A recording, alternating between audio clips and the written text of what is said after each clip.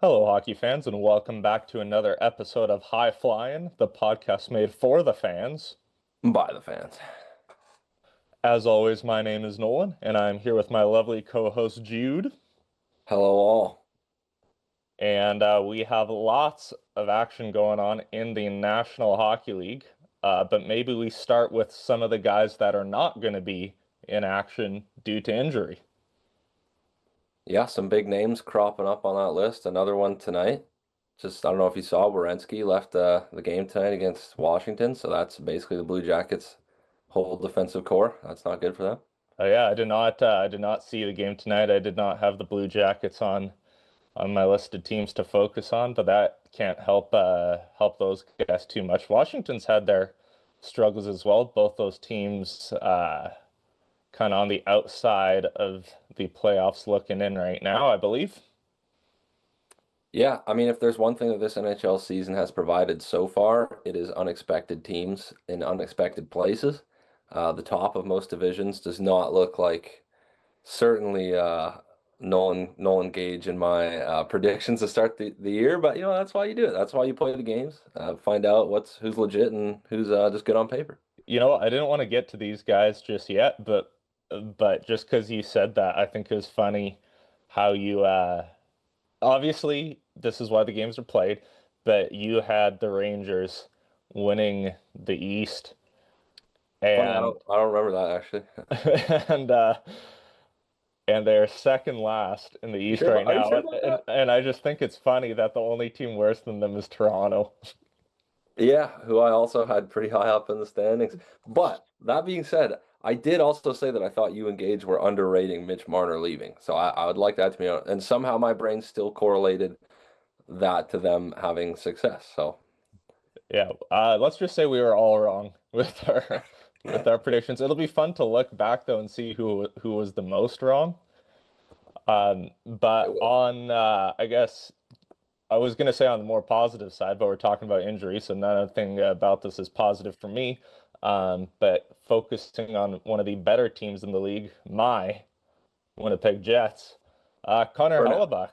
For now. Yeah, Connor Hellebuck getting some knee surgery, and that's never good if a goalie needs knee surgery. The plus of this is maybe he was playing through some lingering aches and pains during last year's playoffs, and hopefully that affected him a little bit, and he'll be better after the surgery. From what I understand, is it's very much a minor procedure, but he's still going to be out. I believe it's 4 to 6 weeks. So we're going to be having to rely on Eric Comrie for a little bit.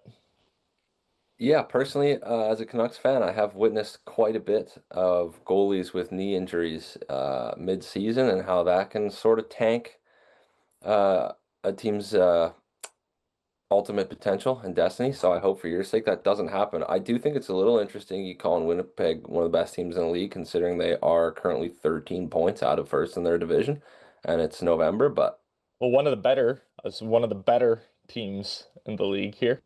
uh, But they're you know not what? It'll be not a really, playoff. you know what? It'll be interesting because if you look at if these guys' numbers, I believe going into tonight, this is Monday, the 24th. Hellebuck is 8-6. So just a little bit above 500. Comrie, the exact same record, 4-3. Just multiply that by two.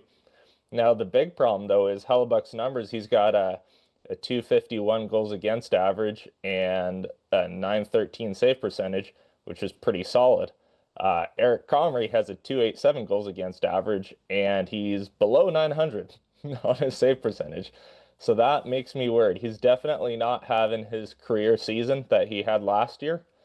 Um, but you know what? Comrie put up career numbers last year and had a losing record to end the season on the President's Trophy Winnipeg Jets.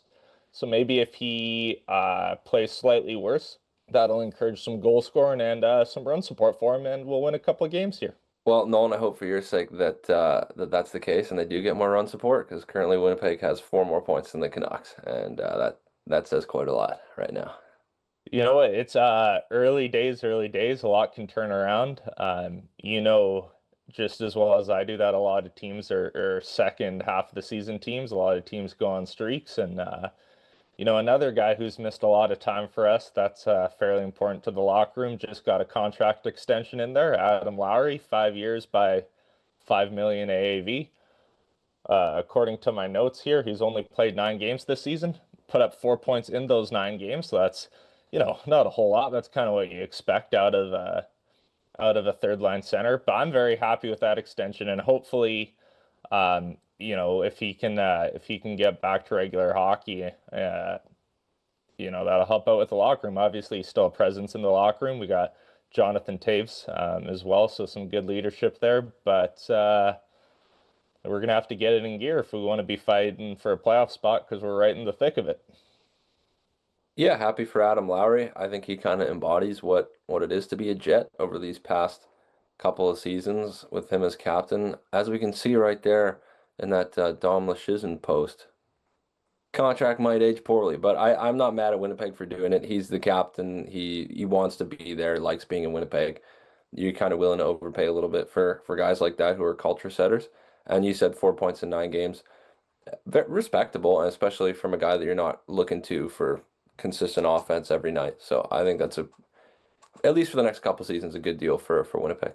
Well, even if we get like 4 seasons down the line, the cap is going to go up so much by then, and maybe his production will drop off. But I really do think he's getting paid for his leadership and his role in the locker room and behind the bench. And I don't know how many people remember the end of Blake Wheeler's tenure in Winnipeg, but that locker room was just falling apart. Blake didn't want to play there. There was no leadership. I was thinking Kevin Cheveldayoff might be fired. At the time, I didn't feel comfortable giving the C to Mark Scheifele. Kyle Connor wasn't, the Kyle Connor we know of today. So I think Adam Lowry really stepped in and anchored this team. So he's kind of the backbone and the structure of the organization. I would say maybe he doesn't put up the same amount of points as a Scheifele or a Kyle Connor, but he might just be as integral to the organization as those guys because under Blake Wheeler's leadership, we were kind of falling apart a bit. Nothing against Blake Wheeler. Obviously, I wasn't in that locker room. So I'm quite happy with the deal all in all. I think it's always a good sign too when your captain is the best leader and not just the best player. Yeah, I concur. I mean, happy for Lowry. I think we kind of said everything there has to be said. He kind of is the Jets when it comes to an identity and a culture. So worth paying a little bit extra to keep a guy like that around. Another contract extension too, a little bit longer, more than twice as much money annually. Adrian Kempe sticking around for 8 years in Vegas, just off a point per game, or not Vegas, Los Angeles, sorry. Adrian Kempe, 8 more years in Los Angeles, just off a point per game pace for now. I really like that signing. Yeah, Kempe is an absolute weapon every time the Canucks play against the Kings. He's a difference maker, somebody that any team I think would like to have. Definitely going to be at the Olympics for Sweden, I believe, in this upcoming season. And yeah, really kind of skyrocketed the last couple of years in terms of his point production. So good for him. I'm not mad at the Kings. I think that deal will age nicely. Yeah, I think two really solid signings there. I'm pretty happy with both of them. Yeah, and Kempe, let's just take a look here. He's currently got 20 points in 22 games. He's damn near a point a game the last 2 seasons before that. So can't really say Yeah, too much negatively in that sense. the only thing that may concern you a little bit, just specifically for this season, is the Kings right now. I believe they're 10-6-6. So technically, they're above 500, but they are taking advantage of that loser point right there. Yeah, hey, if you're gonna lose games, you might as well get a point out of it. So I heard today, obviously not from my source, but I heard today from one Elliot Friedman that apparently Carolina, not that they were shopping this guy, but that he had gone to the team and said if they wanted to move him, he'd be okay with that. That guy's Andrei Svechnikov. He's found himself on the fourth line at times this year, started the season with 0 points in 8 games. And yeah, apparently teams are reaching out to Carolina this past week and calling on Svechnikov. Carolina apparently doesn't want to do it, per Elliott, but I don't if think somebody gives him a mammoth haul that he's available. So I don't think I'd want to do it either. Svechnikov had a tough start to the year, but we've seen what he can do. He can be an elite point scorer and offensive prowess at the ceiling of, and I don't know if it's just a locker room thing. I don't know if it's Ehlers stepping in there, and that's kind of messed him up a little bit production-wise with the flow of his game. Ehlers hasn't had the greatest time in Carolina so far either. Bit of a slow start to the season for him, but at the end of the day, for me, and I've never been in the locker room, but I think this is kind of what separates the Connor McDavids from the Austin Matthews slash Andrei Svechnikov here. It's about winning, and Carolina's top of that division right now. So if I were him, I'd be sitting down and shutting up and enjoying the W's. bit of shots fired there at Austin Matthews. Not that he doesn't deserve it this year with the way things are going, but yeah, Svechnikov career-wise has been a really good scorer. I think for a lot of these guys that have been on Carolina for a while, it would be kind of interesting to see them on another roster because Carolina does play such a unique and specific style of hockey that's not always conducive to putting up crazy numbers. So I kind of want Svechnikov to get traded, to be honest, now that I've heard this. I don't think it's going to happen, but just knowing that potentially come deadline time, if it's still not working out, maybe they try and pull another big move. But do we go to Matthews and the Maple Leafs there since you brought it up? I don't think so. Well, I don't want to go there just yet. I don't want to go there just yet. We can. No, no, you do your thing. You know what? You know what? Go to Matthews. Go to Matthews. All right. Well, I last I'd seen, he's currently got 14 points in 17 games on a Maple Leaf team that finds themselves at the basement, cellar dwellers in the Eastern Conference right now. And I think most people expected losing Marner to have an impact on the team. Obviously, the amount he played, power play, penalty kill, even strength. He's thrown up 100 points last year, solid defensively. But how barren the rest of that roster is offensively is a bit of a shock to me, is kind of what I've noticed over the course of this season. Defensively, they're a little bit in shambles too. Chris Tanov's only played 8 games so far this year, which hurts massively. They're just kind of big and slow on the back end. Stolar's obviously been injured for a while now, and yeah, I don't really see an immediate fix for the Leafs based on how the roster currently is constructed. Because most of their big name guys, I mean, Nylander's having a crazy season. Tavares is having probably a better season than I expected him to.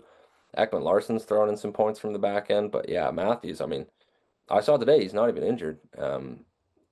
Or reports are anyways. He's not even like playing through something. He just literally is not getting it done per his standards. So yeah, Yeah, not I looking think good there.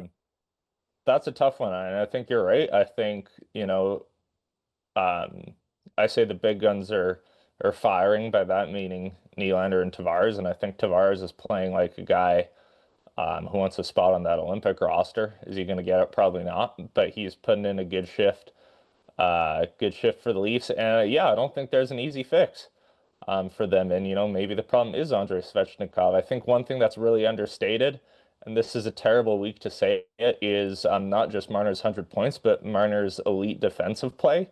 And with a thinner and slower blue line, the speed and the defensive awareness of a player like Marner is really going to help you out on the penalty kill. Now, I say that after he just coughed the puck up to Cutter Gauthier in overtime, but That was tough. but in the big picture, you almost, if you're going to fix this team via trade, you almost need two guys, and at that point, I think you're giving up too much. So I think the solution's gonna come internally, or at least it has to. Um, if the Leafs make the playoffs at the end of the season, I'm not going to be surprised. To me, they're still a playoff team, and things are going to even out, especially with the success of the Islanders and Penguins right now. I don't know if that's sustainable over an 82 game season. So I could definitely still see the Leafs in the playoffs, but the clock is definitely ticking. Once you get into December, if you're not in the playoff picture in December, it's out of that hole. Now, one guy who knows about digging themselves out of that hole is Craig Berube. Yeah, So good point. that's like that is the that is the shining light through the fog right now if you are a Maple Leafs fan. Yeah, I also would not be completely hopeless if I was a Leafs fan because they do have plenty of talent on the roster, as we've seen for the last decade, really. But I think you hit the nail on the head when you said it's going to have to come internally. If they're going to get anything done, Toronto's traded lots of draft capital, lots of prospect over the last number of years trying to improve the roster at deadlines, which you can't blame them for. I mean, they were looking to push, but going forward, I wonder if this is maybe a blessing in disguise for them falling down. Obviously, it's tough to go through a year like that, and you never want to see it happen, especially if you're a player, but could be a bit of a blessing in disguise for them to maybe find themselves near the top of the draft for the first time in a really long time, and it could result in future sustained success. I think the struggle with that is their window to win for me is now, basically. Um, so unless they're bringing in Gavin McKenna, I don't really know Well, how that I how honestly think that helps anything. if the Leafs are near the top of the draft, I think they'd be trying to get that defenseman at North Dakota, Keaton Verhoff. Former Victoria Royal until Former Victoria Royal. in He's six until four, the two new twenty five, I believe. Good skater. So I don't know. Obviously, it takes defensemen, well, Matthew Schaefer not included. Typically, it takes defensemen longer to adjust to NHL hockey. So maybe that wouldn't yeah. be an immediate help. I But mean, Aaron Ekblad won the Calder his first year. He didn't step into the league like Matthew Schaefer, and he'll never hit the offensive ceiling that Matthew Schaefer has. But at the end of the day, you draft guys to defend, right? Like Rasmus Dahlin, Owen Power. You're not necessarily drafting guys to put up points if you're taking a defenseman first overall. you know who else won a Calder as a defenseman? The shittiest defenseman in the league, Tyler Myers. Crazy work from you, but yes, the very steady most nights, Tyler Myers. So Penalty Central, Tyler Myers. Actually, you know what's wild? Eric Johnson going first overall, but good for him. hey, Stanley Cup champion. A lot of years played. Now, if we're staying in that division, are you cool if we stay in that division for a second? Yeah, let's do Because I got a full page on these guys, and it. and and I would just want to throw this out to the room here, the room being you. I have Montreal very high this season. And Montreal's obviously had their struggles right now. I think the injury bug, every year the injury bug hits a team really hard. We saw it a couple of years ago with Vancouver. Um, We're currently seeing it with Vancouver. yeah, currently seeing it. I think Montreal's the team right now that has been decimated by injuries, and we saw them skyrocket to the top of the division, right up there with Detroit to start off the year. Detroit's held on to it. Montreal hasn't. My question is, how legit are these Montreal Canadiens? Obviously, the guys out of the lineup don't help. But do you think Montreal's is as good as we thought they were going to be? I definitely still have faith in the Canadians. If you look at that division, I mean, first and fifth place is separated by 2 points, and Montreal still got 2 games in hand on Detroit. So points percentage wise, they're currently better than Detroit. It's such a weird season with the condensed schedule. I think every team for the entire year is going to be like, oh, if we just had this guy, if we just had this guy. So I think as tough as it is, you almost have to throw out the injury stuff as Well, an excuse. so I But not to make it an excuse, but like a lot of teams, like for example, Vancouver's injuries, they weren't all like top six guys or top half of the roster guys. There were some thrown in there. Like Hughes has missed what, like 3 games, I believe he missed right? 5 games now. Okay, yes, but so you know, I don't think a team has been hit with injuries like Montreal yet, and they're all big guys and they're all long term. So like Caden Gooley, 8 to 10 weeks with a torn adductor. Patrick Laine had surgery on his core. He's out 3 to 4 months. Alex Newhook, 4 months, fractured ankle. Probably one of the most painful slides into the boards I've ever seen. That did not look fun.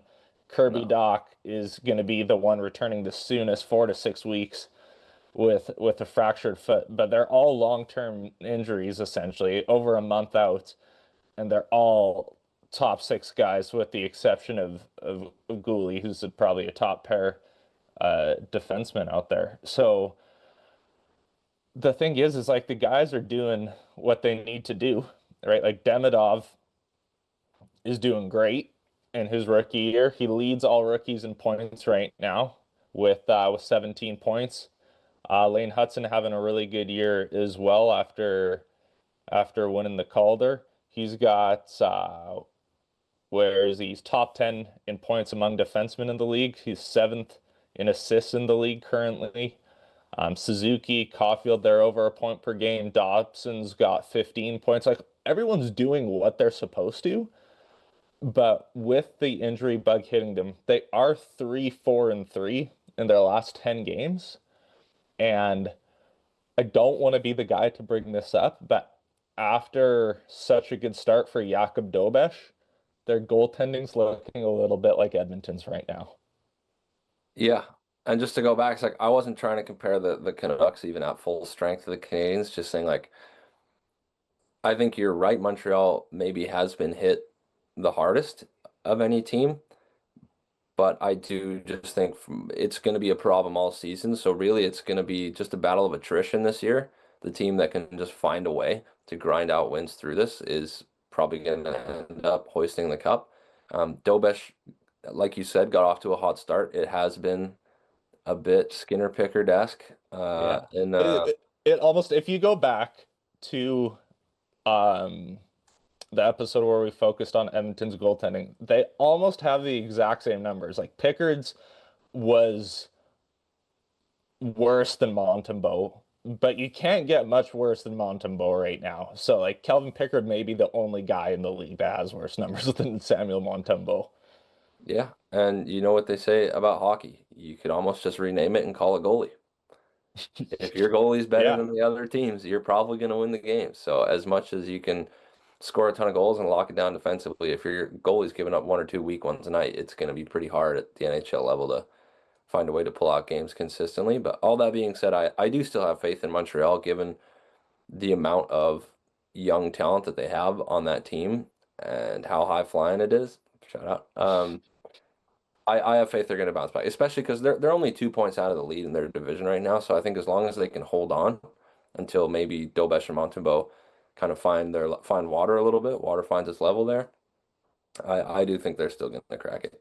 You know, that's a good analogy. I think they just got to tread water right now and try and keep it as 500 as possible because if you're still going another 4 weeks until one of your top players comes back, a 3-4-3 record. Their next game is against Utah that can put up a good fight against any team on any given night. And then they got Vegas and Colorado right after. So those are not going to be a fun next 3 games for the Montreal Canadiens. Yeah, Vegas has lost 7 games in OT already. Hey, that's kind of Loser point. yeah. I I mean, kind better like we said, better than losing in regulation, but that's so many points left on the board at this point in the season. Super unrelated actually. I kind of like how international hockey does it, where you have like the 3-2-1-0. Like you get 3 points for a regulation win, two for an overtime win, the one for the overtime loss, and then zero for a regulation loss. I just think it kind of evens it out a little bit, and it puts less emphasis on if you're a team that's been struggling in a game and you get it tied up, like, oh, let's just get it to overtime. Because, if you win in overtime, you'd be leaving a table on the points. So maybe all our viewers and listeners out there, let us know what points format you like better. Yeah, I don't want to say I wouldn't like it. It's just different than anything I've seen in the NHL, so it would maybe take me a bit to adjust to it, but I don't think it's a bad idea. They do it, like you said, in all the international tournaments. It would be interesting to see the impact that would have kind of on the, because one thing I've noticed this season in the NHL is there's just so much mediocrity. It's almost like they say you have the high-end teams, your contenders, you got your basement dwellers, and then you got the mushy middle.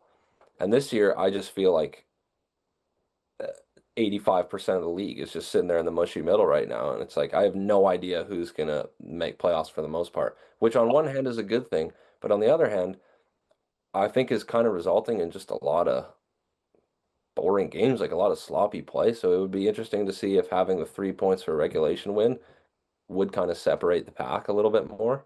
Yeah, I think if somebody, I don't know who's going to do this, but if somebody wants to go through each game so far and let us know the adjusted standings, that'd be awesome.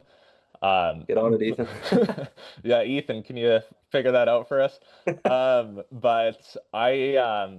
But yeah, I agree. And if you look at this league, there's a lot of parity, and that's one thing I like about the NHL is any given team can win on any night. And there's really two bottom teams this year, right? Like we got Buffalo, we knew was going to be bad. We got Nashville, we knew was going to be bad. And then the other teams that are near the bottom, like Calgary, Toronto, and the Rangers, I would say they're heavily underachieving, right? Like, especially Toronto, New York, and Calgary are probably right on that playoff bubble.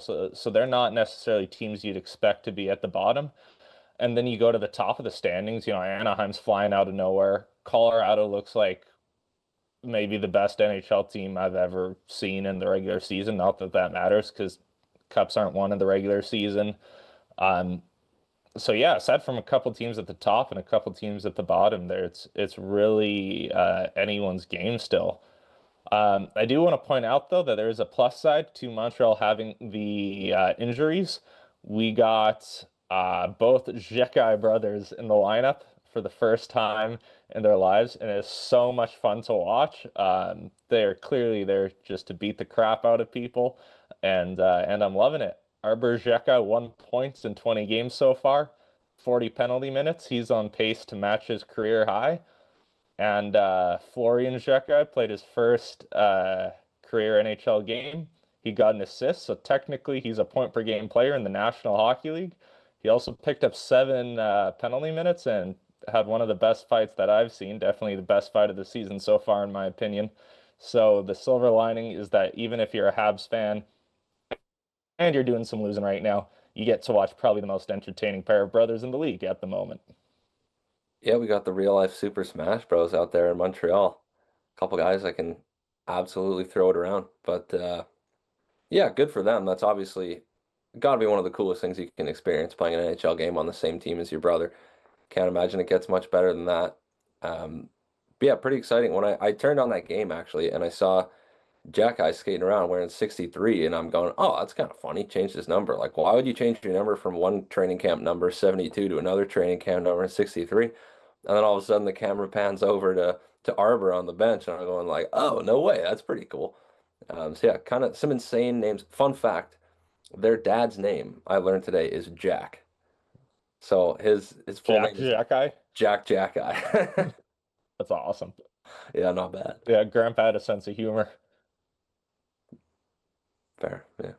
Should we um should we Speaking, start actually, I was gonna say you left one team off when you're listing off teams at the bottom of the standings there.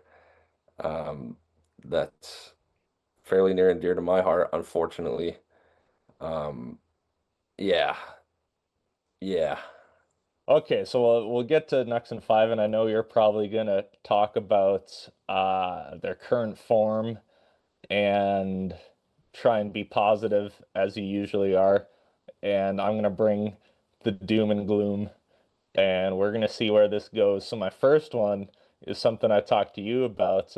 Jimmy Rutherford was caught saying that they were a little bit off due to a miscommunication on the term for puis there and his contract. So, for those who do not know about that contract, it's essentially a 2-year deal worth just over $4 million annually in St. Louis. St. Louis having a rough year, same as the Canucks. But this whole time, I've criticized their depth, especially up the middle, and I just want to point out some facts here to all those Canucks fans who are like, "Oh, we got this. We No, you don't got this." And let me tell you why you don't got it. Elias Pettersson. This is their projected lineup going into the next game, by the way, whichever their next game is.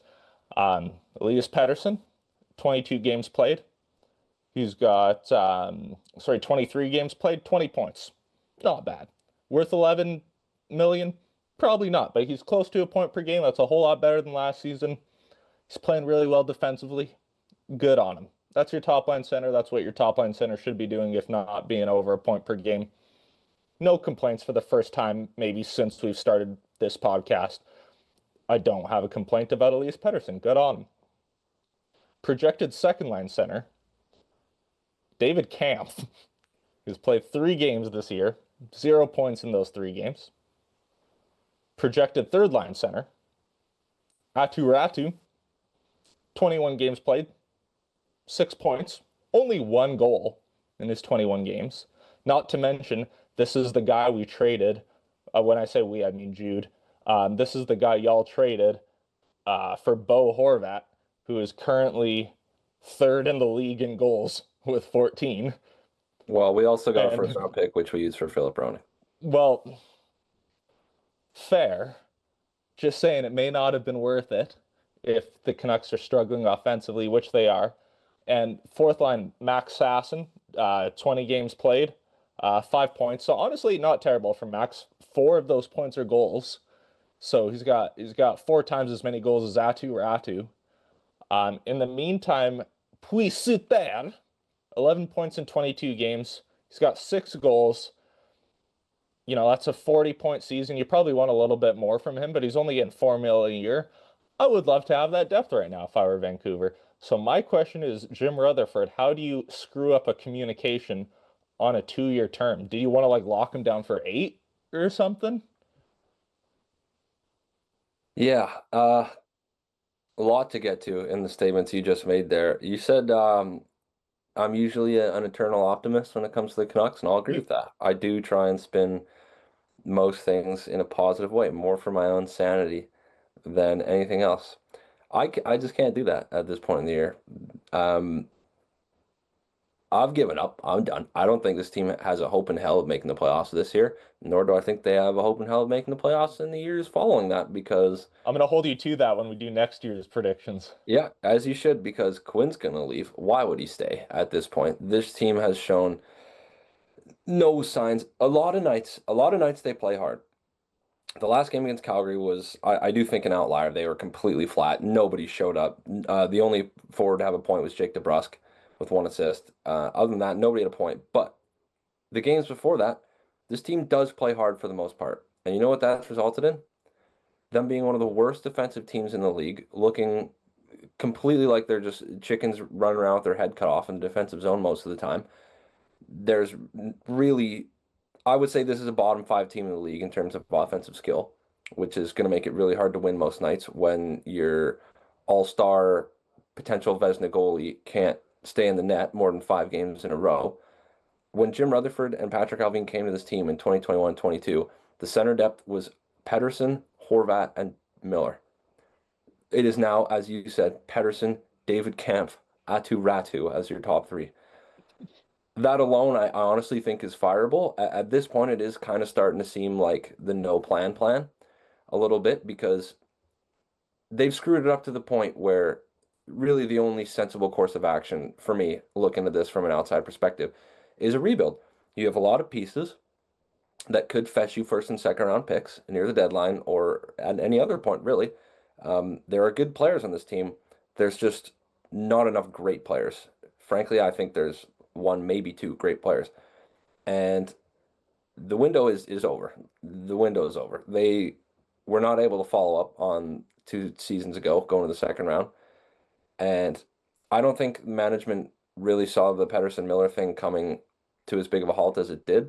But since then, I mean, that just completely threw their entire plan out the window. Now, just want to say on that quickly. I do think they did move the right guy. Like I used to be big on they should have moved Elias Pettersson and kept JT Miller because I think JT Miller is just the better player out of the 2 all around. But the way JT Miller's dragging his ass in New York this year, it looks like they kept the right guy. So I just want to give them a little, if you had to do something, I think they made the right decision in that situation.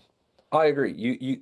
I just think there's no way you were going to trade a center with who's 5 years younger, who had a better offensive peak, I guess you could say. And Pedersen, I do have to give him props because, like you said, we've both been hard on him, as everybody has in the past year and a half, because he deserved that.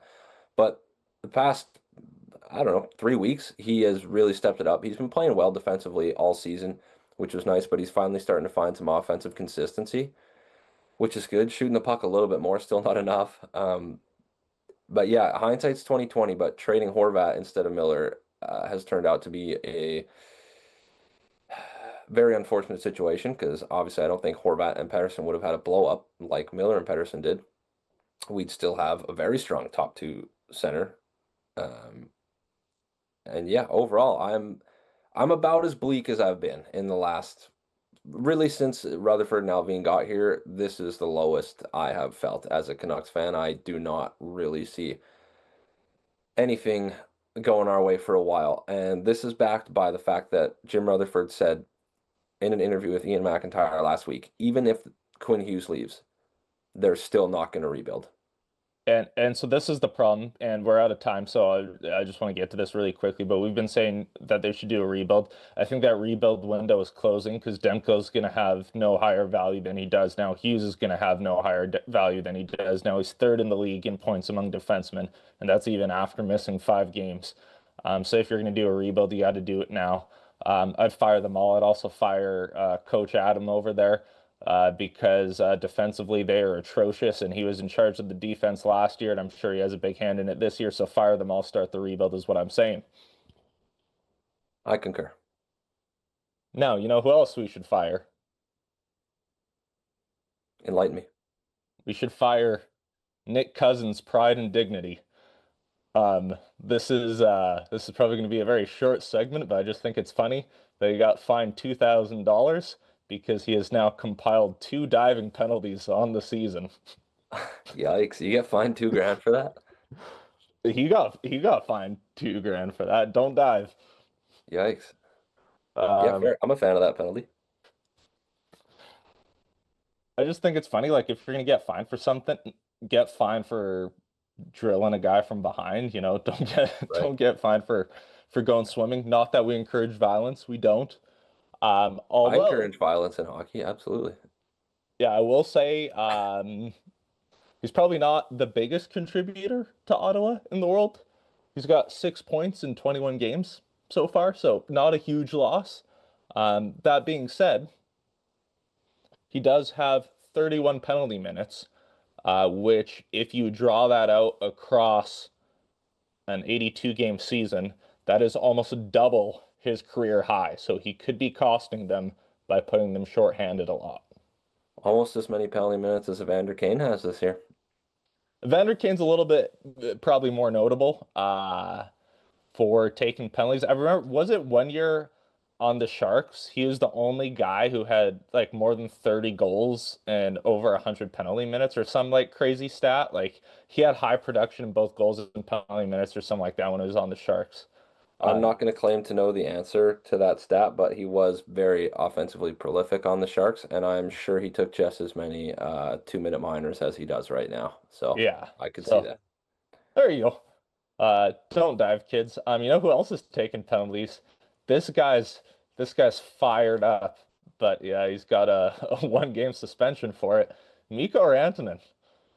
And you know what's funny is I watched those 2 hits back, very similar plays. I think the Romanov hit was along the end boards, and the Coronado hit, I believe, was on the sideboards. They don't look like the worst hits in the world. Like he's not trying to murder them. But he doesn't let up either. Like you have a guy with his back turned with your weight shifted forward off balance in the boards. You got to let up on him.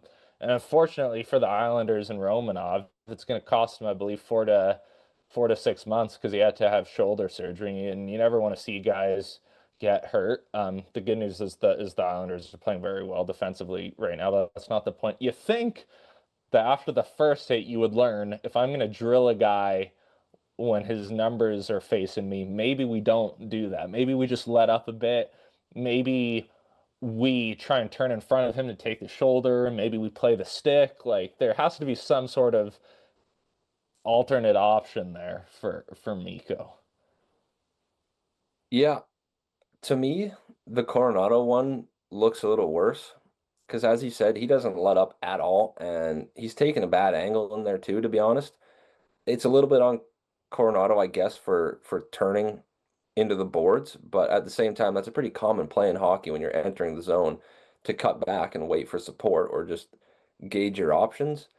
Um, but yeah, Mikko doesn't let up at all. He definitely follows through and drills him right in the boards, and I think that's kind of the emphasis with both of these hits is that even though on this Romanov hit, his skate does get clipped a little, so he's falling as well, but he I still follows through with his hands. It's not like he tries to I save don't them think both. I don't think the Romanov one is that like looking at the Romanov one, to be honest, like knowing how hockey players play and the speed they can get to, I don't think either of them were at full force. Was he trying to murder Coronado a little bit? Yeah. Could he have tried harder? Yeah. But like I don't think the Romanov was a full force one, in my opinion.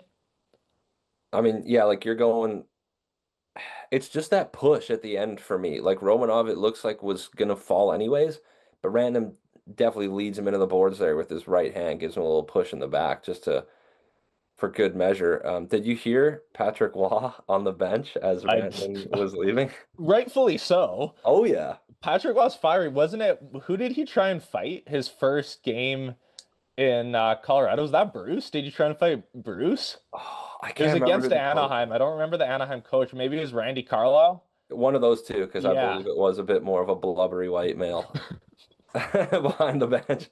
Blubbery white male. That's one way to describe Yeah, I mean, I'd say that's fitting for both those guys. it. Slightly fitting for me too right now, to be honest. I gotta dial it in.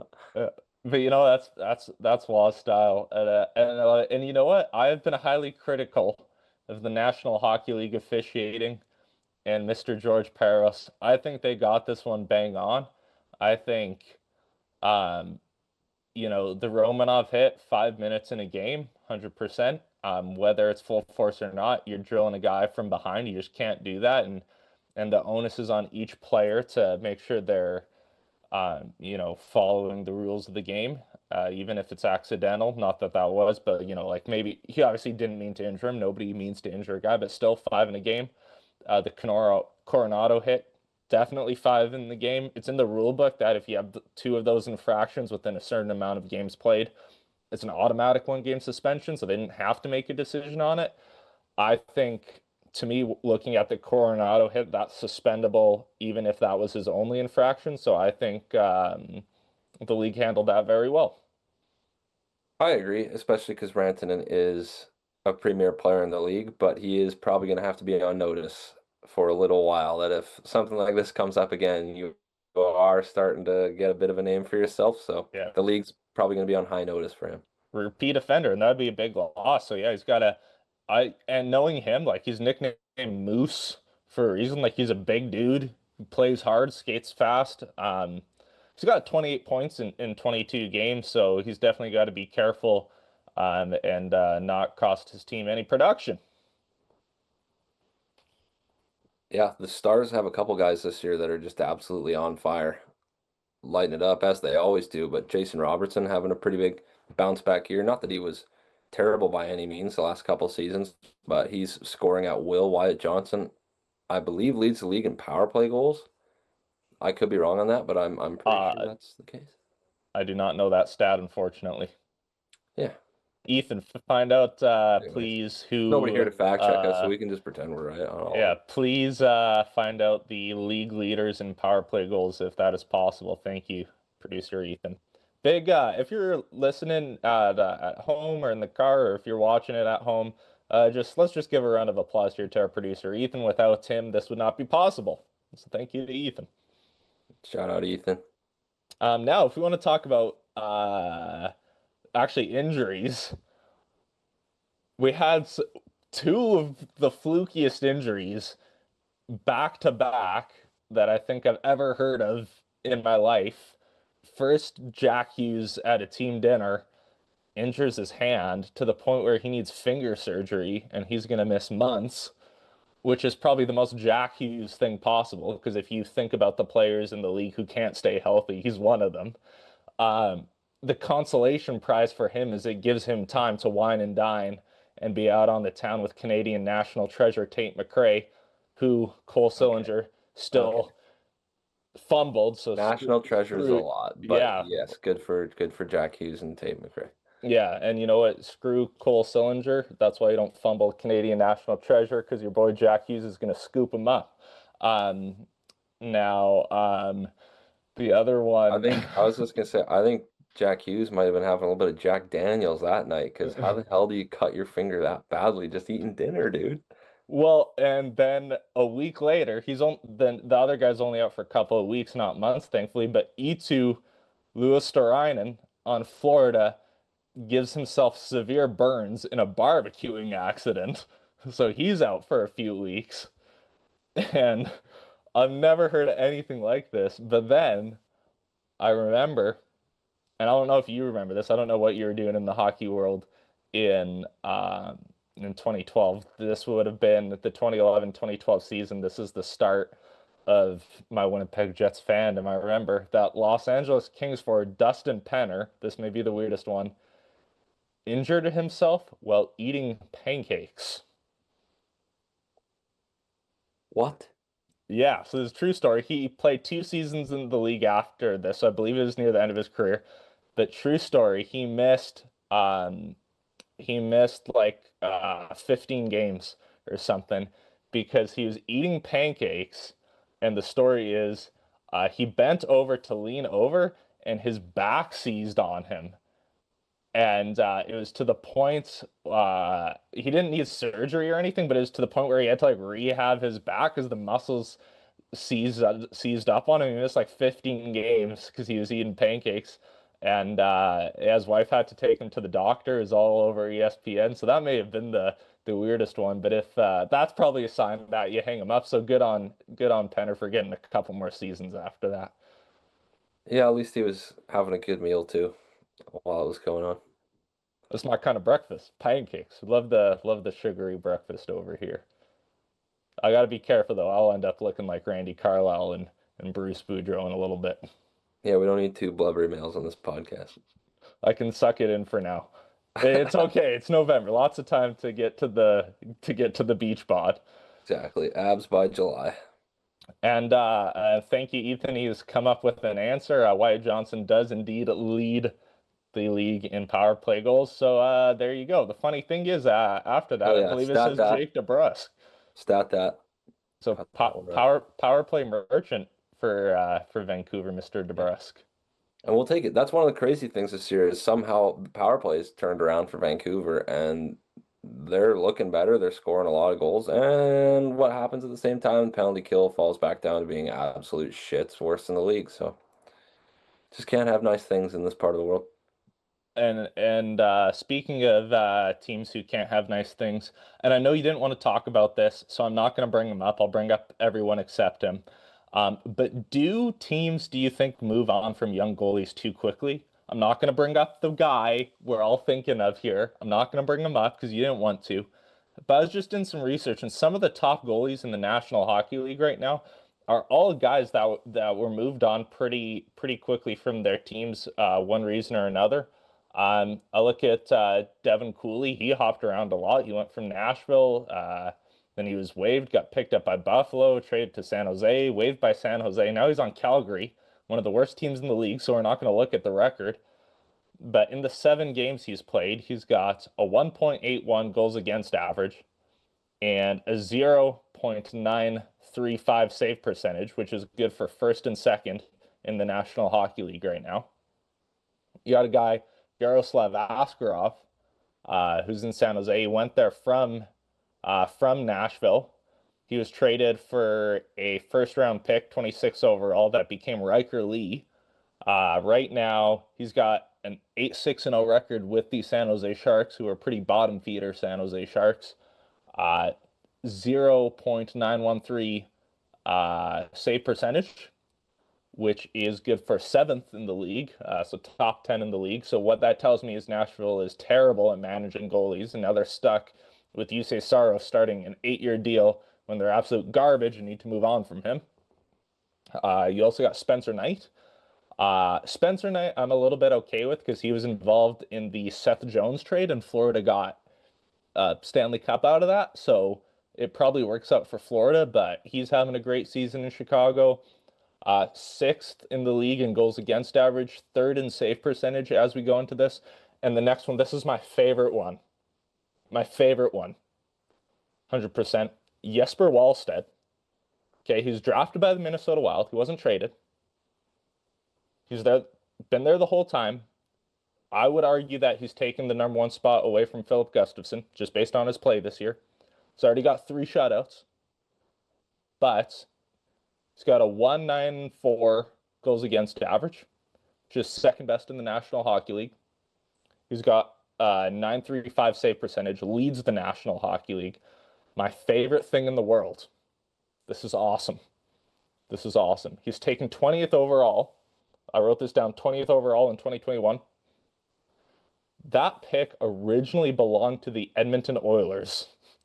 They used it to trade down to 22nd and get an additional third from Minnesota. They took forward Xavier Boro and defenseman Luka Munzenberger, neither of which have played a game in the National Hockey League. So the team that arguably has the worst goaltending history in the modern era of the National Hockey League traded away Jesper Wallstedt. Yeah, I mean, we'll never know if they were going to take him, but it's a bad look for Edmonton considering I mean, they haven't had a good goalie since what, fucking Grant Fuhrer. Yeah, I don't know.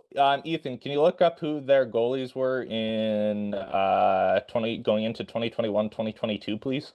Because I don't know what this may have been. I feel like this is Jack Campbell era, maybe Mike I Smith mean, era, yeah, they but just have the most random goaltending history ever. Like Mike Smith, Cam Talbot, oh, so Jack it's Campbell for a little bit. so they ran 5 goalies that year, including Mikko Koskinen, Mike Smith, Stuart Skinner, and Calvin Pickard were all on there, and Oliver Rodrigue. I kind of forgot about Mikko Koskinen. Talk Mikko about a random guy. But here's the thing: is you have those guys, and obviously Calvin Pickard and Stuart Skinner were younger at the time. So they probably didn't think they needed a goalie, but I just think it's so funny that you do it to trade down 2 spots, and the top goalie in the National Hockey League right now is the guy you traded away. And I pick on Edmonton's goaltending a lot, and now I feel vindicated for it because what a bonehead move. That's dumb as fuck. Goalies to me are a bit like quarterbacks in the sense that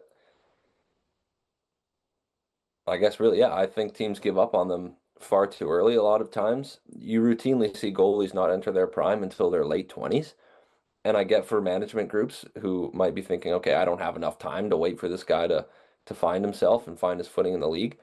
So that probably contributes. Same as the NFL with quarterbacks. A lot of the time it's just like, okay, we don't have time to give this guy 5 or 6 years to really find his way and become that quarterback that we know he can. So they go on and have future success with other teams.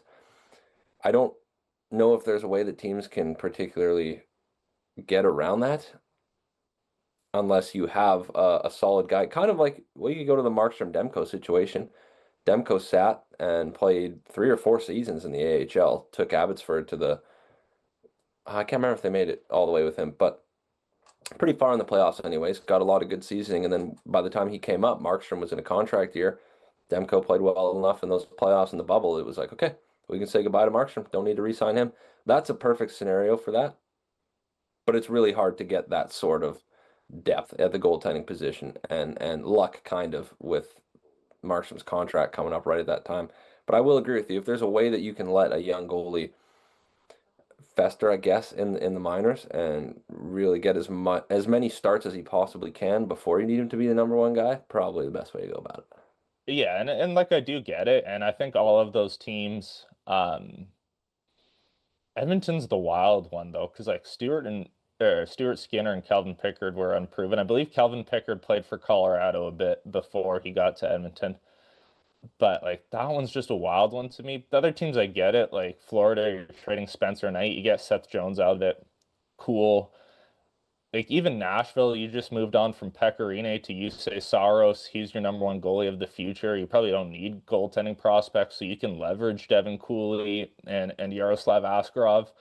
I'm sure looking back on it, they would love to have a goalie tandem of Cooley and Askarov and be younger going into the upcoming rebuild that they're going to need to make instead of having an older Saros that's tied down for another 8 seasons.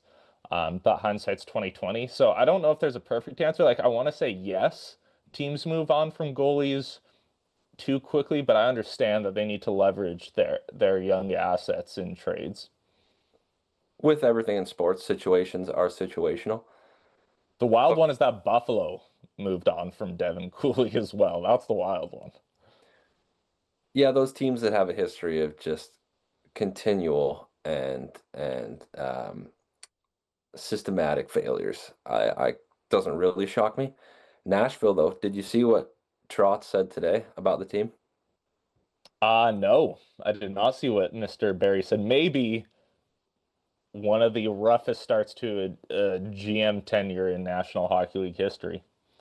He pretty much threw it all on the players and just said he needs more out of them. Says he just doesn't understand how the team can't score when you have guys like Stamkos and Forsberg and Marchessault on the roster, pretty much absolving Andrew Brunette of any wrongdoing, which is fair. Maybe they are playing well in the systems and he's getting the most out of that rush that you can.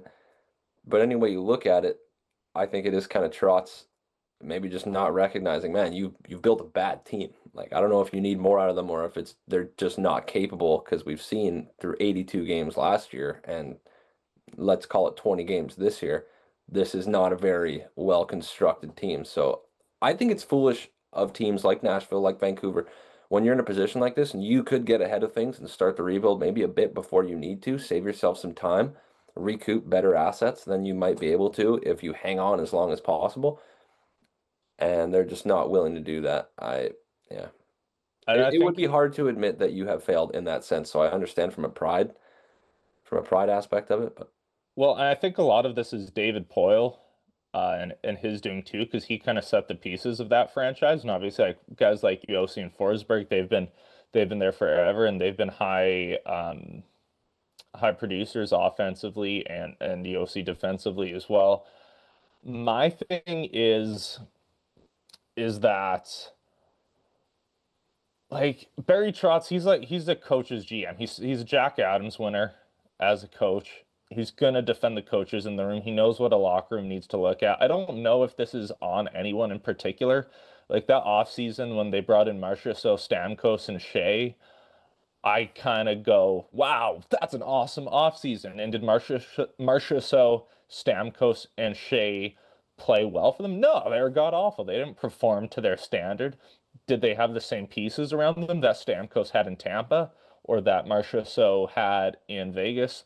No, they didn't surround them with the right pieces. So maybe, um, maybe it is on you as a GM for not building that team. But like, I'm okay with the gamble. My thing is though, is that I think Vancouver has some of the worst center depth in the league, if not the worst.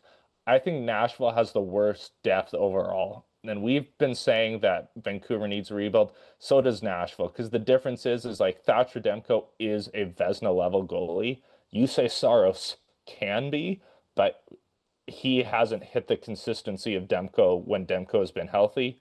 Quinn Hughes is a top two defenseman in the National Hockey League.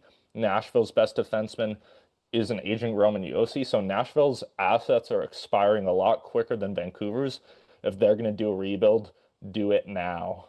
I too go at in that off season where Nashville picked up, as you said, Stamkos, Marchessault, and Shea, thought that okay, this team's a contender now. What a great off season for these guys.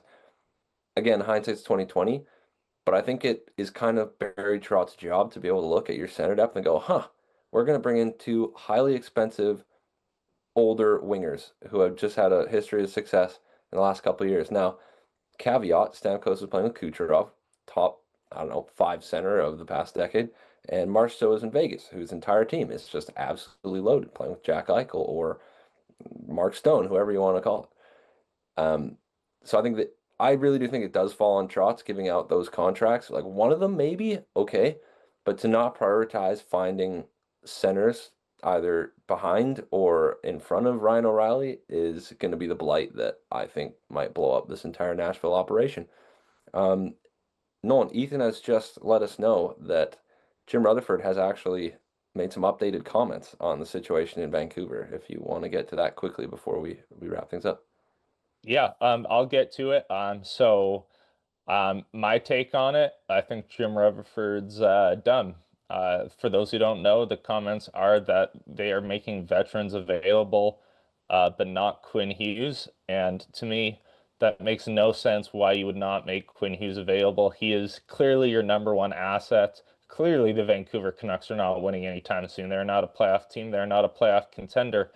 And if they're going to attempt to do a half rebuild where they keep Quinn Hughes and certain younger pieces, it's not going to work for them. Why would you not leverage your best asset? The Quinn Hughes on a team with a bunch of young guys that are just finding their footing on a team that's rebuilding their identity is not going to want to stay. Like any competitor, he wants to win. And to me, it makes no sense to do, oh, we have veterans on the block, but not Quinn, because you're going to lose Quinn for nothing. His value's the highest now. So, maybe you trade him next year, but the closer you get to the expiration of that contract, the less and less value he has. So, to me, this comment makes no sense. It's absolutely ludicrous, and I stand by when I say fire them all. All right, I'll have a bit of a different take on this. I'm happy to see this, obviously, because we do have a lot of guys that are good players and can certainly be good players otherwhere that could bring back significant assets. In terms of management not wanting to give up on Quinn right away, do I think he's going to leave? Yes. But do I think trading him right now is the best course of action? No, because one, if you are going to trade him this year, you could fetch an absolute king's ransom at the deadline if you're willing to move Quinn Hughes because his contract's very palatable right now. He still only makes, I believe, 7.7. Most teams can fit that into their lineup. Two, if you trade away these other veteran guys and somehow, by God's grace, Quinn does want to stay, he's still young enough that you'd probably hope by the time that the assets you've recouped from trading away other veterans, by the time those assets are ready to come in and help win, Quinn's still young enough that he can be a part of that and contribute. Do I think that's going to end up being what happens? No, but just playing devil's advocate a little bit, I can see how the Canucks are talking themselves into that. But yeah, No, let me tell you why that's not going to work because, like, I agree, Quinn's value is going to be higher at the deadline, especially when teams know if they're a contender or not, because the contenders are going to pay more. So maybe you don't trade Quinn now, but like, why are you making other guys available now then? And like in the comments, it did say as well that there is no desire for Rutherford. I believe the exact quote was to tear it right down to the studs. My interpretation of that is Rutherford doesn't want to do a full rebuild. So if you're just going to leverage older assets to try and maybe get some center depth or some scoring help, like sure, but that's well, not your I rebuild. don't think that's That's not what you need. but I don't think that's what they're going to do because you did say in there they would be trading the veterans in an effort to get younger, which I think ostensibly means allowing yourself to get worse because you're probably not going to be trading your veterans for young guys that are absolute weapons.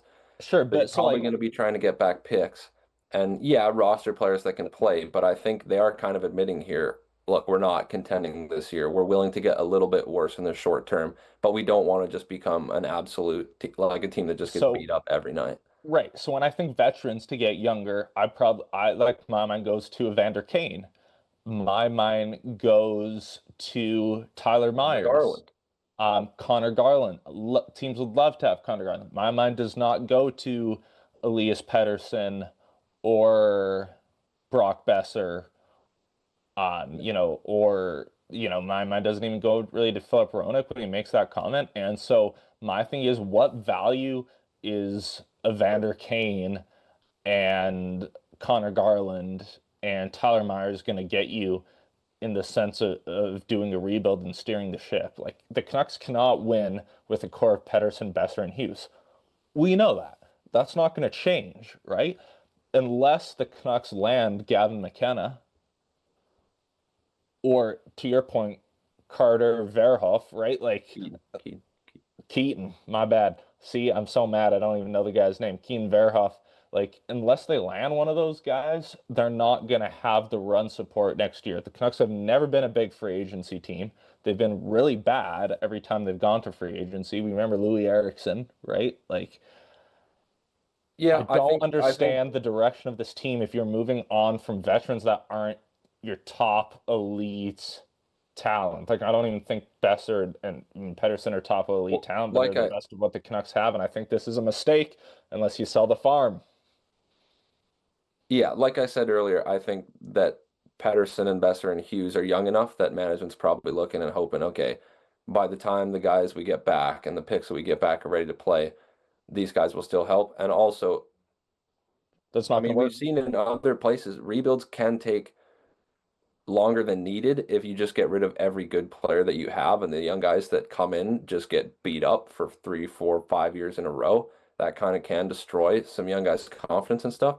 But looking at this, Connor Garland, could you get a first round pick for Connor Garland at the deadline? Probably. He's a ridiculously useful player. He's fantastic in many positions.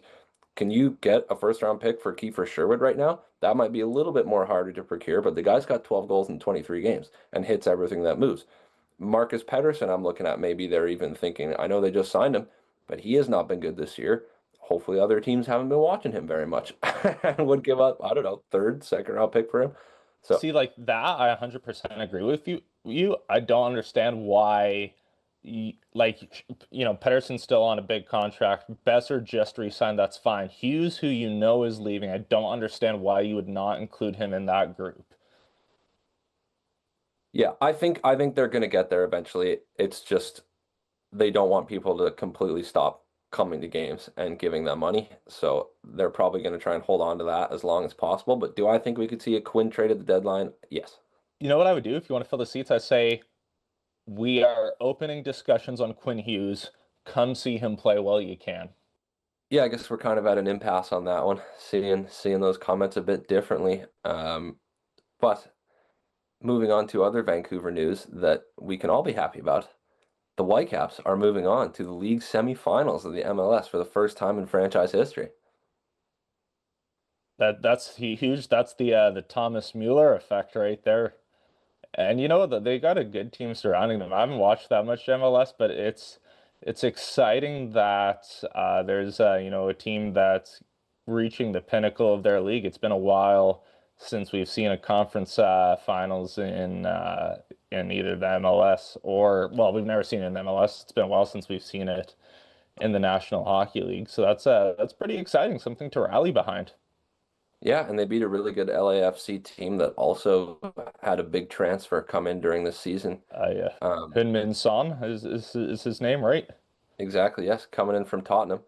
Him and another guy were bitching about the turf in Vancouver. I guess they're a little too soft to play through that. Anyways, massive win for the Whitecaps. 53,000 people downtown for that game. That's awesome. I'm sure BC Place was absolutely rocking. I wonder when the last time that building had 53,000 for something that wasn't like a Rolling Stones concert. You know what I mean? Probably never. Like I'm sure like I think of sellout BC Place events other than concerts. Obviously, like I think Stones were there, Taylor Swift was there. Opening ceremonies of the Olympics were at BC Place, the 2010 Olympics. That may have been the last non-concert event to sell out BC Place, would be my guess. I think they host the Rugby World Sevens at BC Place. So I'm sure that's a sellout as well because, it's an annual event, just one weekend only. So maybe Rugby Sevens and other than that, I can't think of anything other than the Olympics. Yeah. But anyways, just wanted to give a shout out to the Whitecaps for getting the job done. It'd be pretty sweet to see them make the finals. Maybe a little preview of what the city's going to be like during the World Cup next year. Want to note one more thing about the Whitecaps. I don't know if the other semifinal has been played yet or not, but to my knowledge, it was Minnesota versus San Diego. And this is San Diego's first season in the league. And so last time we've seen an expansion team versus a Canadian team in the Western Conference Final, it was the Vegas Golden Knights beating my Winnipeg Jets. So trauma. Condolences there. Yeah. Anyways, we can talk about the other Vancouver team, the Vancouver Golden Knights, because you have something you wish to speak on about that. They had their inaugural home game. Yeah, first game in franchise history ends with a 4-3 win in overtime. Congrats to Sarah Nurse on scoring the goal there to end that one. Super cool that there's a team back at the Pacific Coliseum. That rink looks awesome. The ceiling's so cool. So much aura there. Fun fact, Jimi Hendrix played in this arena. The Rolling Stones played in this arena in 1972 on their coolest and best tour that they ever did. And also, shout out to, obviously not a former teammate of mine, but someone whose brother was a former teammate of mine, Mara Wagner, who made her PWHL debut for the Seattle franchise. We were at Delta Hockey Academy together a million years ago. But yeah, just wanted to give a shout out to her for playing her first, not professional game, because she's played pro over in Europe, I believe, but first PWHL game. So thought that was cool. Yeah, it's awesome. Big shout out. We finally have a competitive Vancouver hockey team, and it's good to see. It's good to see people coming out. I remember going to the Coliseum as a kid, watching Giants games. Got to see a Memorial Cup run, and it's awesome that that building is being utilized again for some sports. All right, people, thanks very much for tuning in. We will catch you next week. Make sure to like everything that we've ever done. Subscribe on YouTube if that's where you're watching it. On TikTok, Instagram, wherever you're catching any of the reels. Be sure to comment. Let us know what you think about anything we've said, hot takes, or stuff you agree with. But yeah, Yeah, let us know. Let us know your thoughts on the Canucks. Who's going to be the first to go? Is Quinn getting dealt this year? Let us know what you think. peace.